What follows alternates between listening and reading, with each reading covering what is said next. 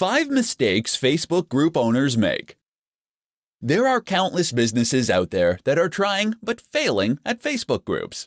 The same goes for pages and just about every other marketing option out there. Let's face it, a lot of businesses are a little out of touch when it comes to making the most of the web to engage with their audience. If you've been running a Facebook group for years to no avail, then here's what you need to fix to change all that. 1. Not providing value.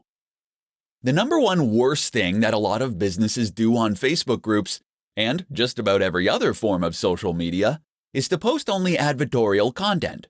They might post things like, "Have you tried the latest new feature of X software? We are the top-rated small business in the X area." These posts provide zero value for the end user, and there's no reason for them to read them. Others will post about new updates and changes to their service.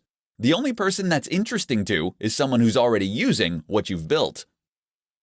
2. Not being consistent. Consistency is key to success in just about every area of life. It's fundamental when it comes to your success on Facebook groups, but a lack of consistency makes your group seem like a ghost town. Post twice a day, if at all possible. 3. Not talking about the group. Even if yours is a secret group, you still want people to join, and simply having a link in the bottom corner of your website is not going to cut it. Instead then, if you want people to sign up, then you need to make sure you are mentioning your group at every opportunity. Mention it in your blog posts, in your videos, and on other social media. 4. Not making it look interesting. If you have a dull logo, a boring description, and a lack of unique content, then why would anyone want to sign up?